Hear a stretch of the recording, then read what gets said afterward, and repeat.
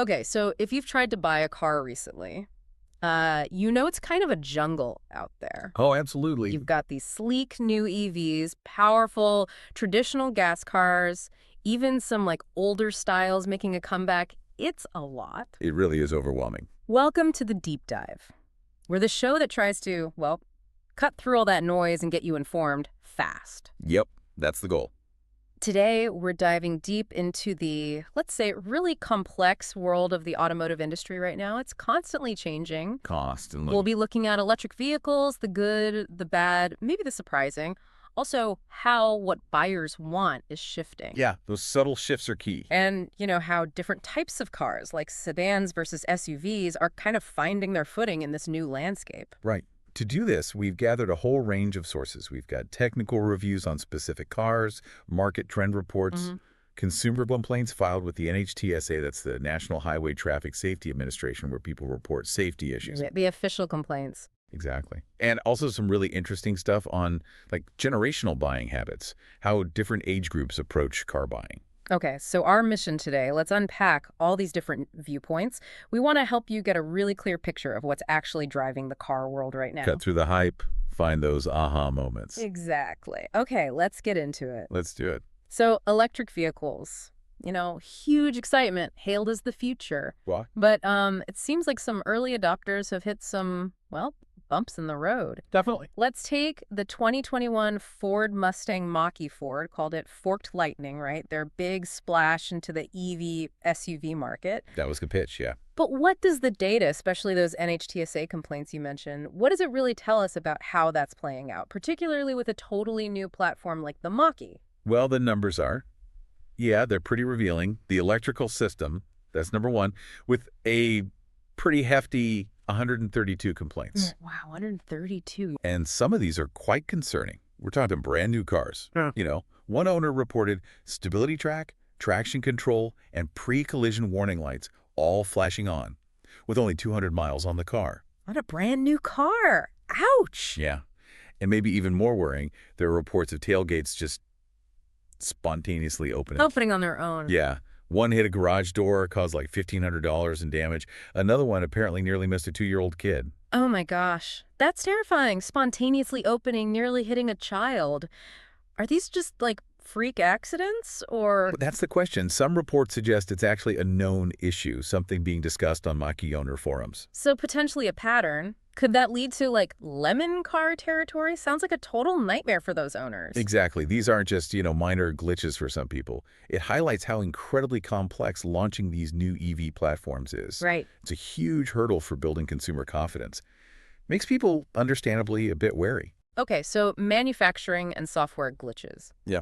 But you mentioned other practical challenges too, beyond the car itself. Absolutely. Take extreme cold weather. That's a big one. Ah, yes. Winter charging stories. Exactly. Studies show EVs can lose, well, anywhere from 10% up to maybe 36% of their range in really cold temperatures. 36%. That's huge. It is. Yeah. And we saw real-world examples last winter, right?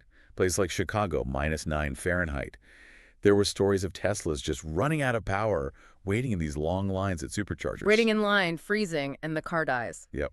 And some owners even said their cars just wouldn't charge at all in that extreme cold. So less range and trouble charging. That's a double whammy. It really is. And there's this thing called preconditioning the battery. Preconditioning. Yeah, basically warming the battery up so it can take a charge optimally. But it can take up to 30 minutes in really frigid weather. Half an hour just to start charging properly. Right. And it also uses up a bit of your range to do it. Yeah. It's a detail a lot of new EV owners just don't know about until they hit that first really cold snap. Like a hidden instruction manual you only find when you're freezing. Pretty much. An expensive, potentially cold lesson. Okay, so real world challenges. Check. But here's where I think it gets really interesting. Perception and the financial side. Ah, the money aspect. Always important. Totally. Let's look at Dodge.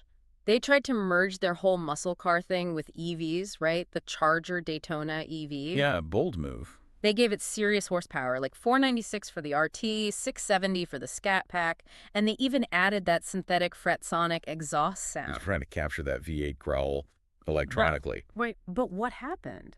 Well, this is what some people are calling the EV paradox, especially for muscle cars. The EV paradox. Yeah, the instant silent torque of an EV.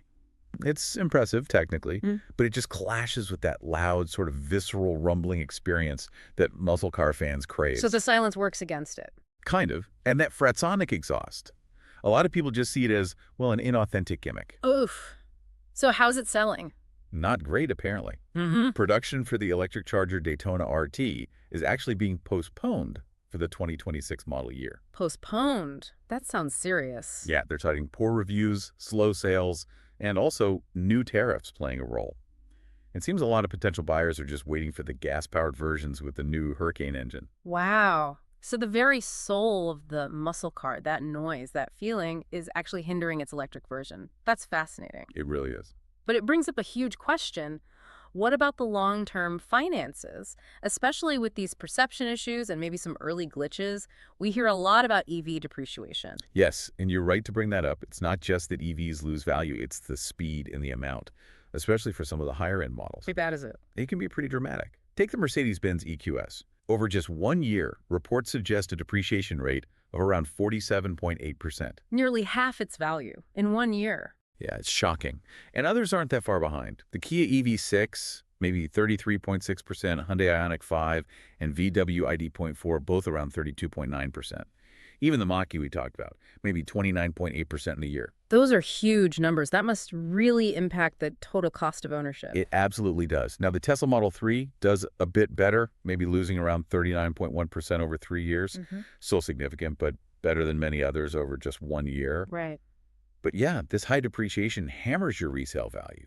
It can mean you owe more than the car is worth if you financed at negative equity, and it can even affect your insurance premiums. So those initial savings on fuel or tax credits might get wiped out by depreciation down the line for some buyers. For some, yes. Yes. It definitely changes the long-term financial calculation and makes people think twice, or maybe lean towards leasing instead of buying. Okay, so we've definitely dug into the, let's say, the trickier side of EVs, the early issues, the financial hurdles. There's definitely a learning curve. But, it's not all doom and gloom. Some of the very things that make EVs different are also their biggest advantages. Let's shift gears. What are the unique positives EVs bring? Right, because there are significant upsides. And what's fascinating is how different the whole maintenance picture is. Like no oil changes. Exactly. That's the big one. No combustion engine means no oil, no filters, none of that. Electric motors are just much simpler mechanically. That must save money over time. Definitely. There was a Department of Energy report back in June 2021 that estimated scheduled maintenance for EVs at less than 7 cents a mile. 7 cents compared to what for gas cars? Compared to about 10 cents a mile for a conventional gas engine, over the life of a car, that really adds up. Okay, that's a clear win. What about fueling costs? Or, well, charging costs. You hear mixed things. Sometimes it's cheap. Sometimes public charging is expensive. Yeah, it's a bit nuanced, you're right. But the general rule is charging at home is almost always cheaper than buying gasoline. Always cheaper at home. Virtually always. Sometimes it's like a third of the cost per mile. Think about Oklahoma, maybe $2.73 in electricity for 100 miles in a Tesla Model 3 versus maybe $9 to $11 in gas for a comparable BMW 330i. Okay, that's a big difference. Now, DC fast charging on the road, that can be pricier. Sometimes it might be similar to gas or even more depending on where you are and the time of day, peak hours and stuff. Right. But even if you take a sort of pessimistic case like a big GMC Hummer EV charging at home in Hawaii where electricity is super expensive. Well, Hawaii rates are high. Right, like 42 cents per kilowatt hour. Yeah. Even then, it's maybe $30 for 100 miles. But a gas-guzzling Ford F-150 Raptor R, that needs like $41 worth of premium gas for the same distance. So even the expensive EV charging scenario at home can still beat the thirsty gas truck. Exactly. Home charging almost always wins on cost per mile. Got it. What about battery life? That's the big question mark for a lot of people, right? How long do these expensive batteries actually last? It's a totally valid concern. The battery is the heart of the car.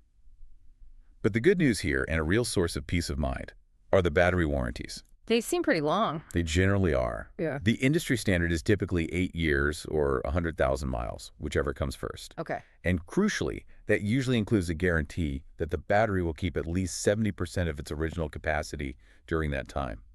Brands like Tesla, Ford, Nissan, GM, they all offer that. 70% capacity guarantee. That's pretty solid. It is, and some go even further. Hyundai and Kia offer 10 years, 100,000 miles, Rivian does 8 years, 175,000 miles. Wow, 175,000 miles for a Rivian. Yeah, these long warranties really show the manufacturer's confidence in the battery technology lasting. That definitely helps ease longevity concerns. Okay, speaking of EV tech, let's talk regenerative braking. Regen. Key EV feature. Right, it captures energy when you slow down, feeds it back to the battery. Sounds like pure genius, pure efficiency gain. But I heard there's a weird side effect. It is a brilliant efficiency booster, no doubt. But yes, there's an interesting wrinkle.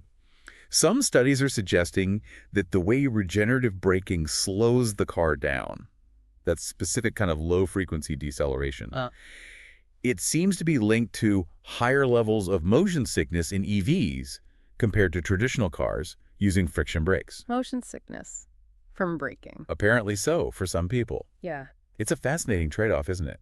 This really innovative tech feature designed for pure efficiency, but it unintentionally creates a new kind of passenger comfort challenge. Wow, that is an aha moment. An efficiency gain with an unexpected, kind of queasy human cost. Something designers and owners are still figuring out. Okay, so EVs are clearly carving out their space challenges and all. But the story isn't just about electric. The whole car market is shifting. And surprisingly, the sedan is making a comeback. I thought they were dying out.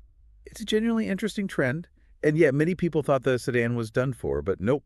There are a few key reasons for this resurgence. Like what? Why now? Well, first off, performance and just how they drive. Sedans are typically more nimble, they have more precise steering, often a smoother ride because their center of gravity is lower than an SUV. They're just easier to handle, especially in cities. Okay, driving dynamics. Makes sense. Second, who's buying them is changing. Think young professionals, maybe empty nesters whose kids have left home, city dwellers, people realizing they just don't need all that SUV space day to day. Right, practicality for their actual life. Exactly. And sedans are often more affordable up front and more fuel efficient, too. Are they different now? Are today's sedans more appealing than before? Oh, absolutely. They're not your grandpa's sedan anymore. They're packed with tech, advanced safety systems, big touchscreens, premium interiors, and honestly, a lot of them look really stylish now. Good point. Plus, with hybrids and EVs becoming so popular, the sedan shape is actually a great platform for those super fuel-efficient powertrains. So, better tech, better looks, great for hybrids. I guess I can see the appeal returning. Is it showing up in sales? It is. Look at the top 10 sellers. You've got the Toyota Camry, which is now only sold as a hybrid. Only hybrid Camry now. Didn't know that. Yep. And the Toyota Corolla, its sales are up like 22%. Comes in gas and hybrid. Yeah. The Honda Civic, also gas and hybrid options. They're all right up there. And many of them start under $30,000. Wow. Okay. And cost of ownership? Cheaper than crossovers? Generally, yes.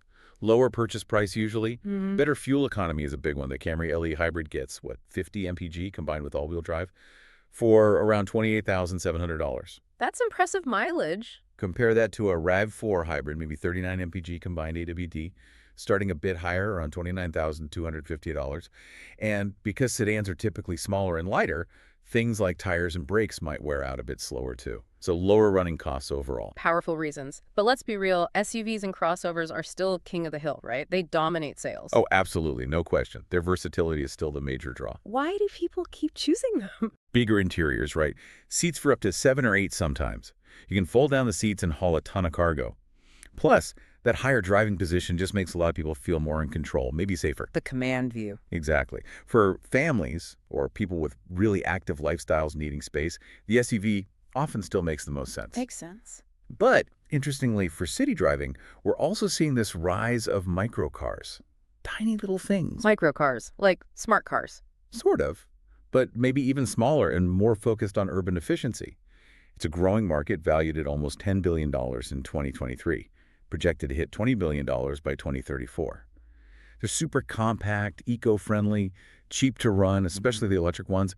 It's another solution for a specific need. Interesting niche. Okay, shifting gears again, let's talk about the future buyers. Gen Z. Yes, the next big wave. Understanding them is crucial. They're digital natives. How does that change what they want in a car? Hugely. They expect seamless tech integration, Yeah. stuff like Apple CarPlay, maybe in-car payment systems, advanced safety features. Those aren't nice-to-haves, they're often deal breakers. Deal breakers. Yeah. And they do their research online way more than visiting dealerships. They want transparency, efficiency in the buying process. What are their main priorities when choosing a car? It's a distinct mix. Safety is number one, even more so than for older generations like boomers or millennials. Safety first. Okay. Then, Practicality. They seem less interested in cars as status symbols. It's more about, does this car fit my daily life, my commute, my budget? Less flash, more function and finance. Exactly. Cost is massive. Fuel efficiency is key, whether it's gas or electric. They're looking at the whole picture. Purchase price, features for the money, financing options, maintenance costs down the line. What about sustainability? EVs. They definitely care about social impact and the environment, but practicality often wins out. Interestingly, studies show about 2/3 of Gen Z in the U.S. actually prefer hybrid options over pure EVs right now. Hybrids. That's surprising. Why? Probably that balance, again, good fuel economy without the range anxiety or maybe the higher upfront cost of some EVs. It hits that sweet spot of practicality and lower emissions. And brands. Are they loyal to certain makes? Seems like they're less brand loyal than previous generations. Mm. They focus more on reliability, affordability, and those crucial in-car tech features. That's why you see brands like Honda, Toyota, Hyundai doing really well with them. They deliver on those practical points. It's fascinating how these modern trends, practicality, tech, blended performance, sometimes feel like echoes from the past. How so? Well, thinking about things like the old personal luxury cars or PLCs. Ah, right, like the Thunderbird, the Eldorado, Monte Carlo. Exactly. They weren't pure sports cars, right? They were more about like comfort, style, making a statement, but still accessible, often sharing parts with regular cars. That's a great point. They emphasize the experience of driving comfort over just raw speed. They were mass-market, sophisticated coupes. So kind of different from a pure sports car, but also different from just a basic sedan. Right. We often distinguish between Grand Tours, or GTs, and sports cars. What's the difference there? GTs, think like a 1963 Buick Riviera, are designed to blend performance with comfort for covering long distances and style.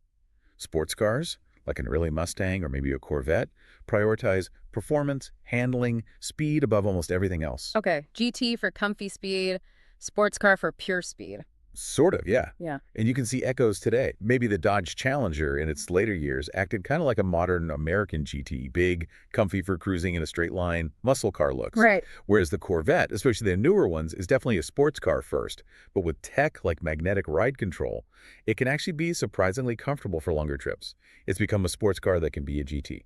So that desire for a vehicle that's capable but also comfortable and stylish, it never really goes away, does it? It just takes different forms. Exactly. The technology changes, the names change, but that blend of attributes remains appealing across generations. Okay, so we have covered a ton of ground today. We really have. From the EV world, complex, sometimes challenging, but definitely evolving, with real efficiency gains alongside those bumps. Right. The early adopter phase meeting reality. To the surprising return of the sedan, driven by things like practicality, better tech, great fuel economy. A segment finding new life. And then looking at how Gen Z, these digital natives, are really focusing on safety, practicality, cost, and tech, which is bound to shape the cars we see next. And how some of that echoes past automotive desires, like those personal luxury cars. Absolutely. Understanding all these forces, these shifts, it really helps you, the listener, make sense of this crazy market. It empowers you to make smarter choices, whether you're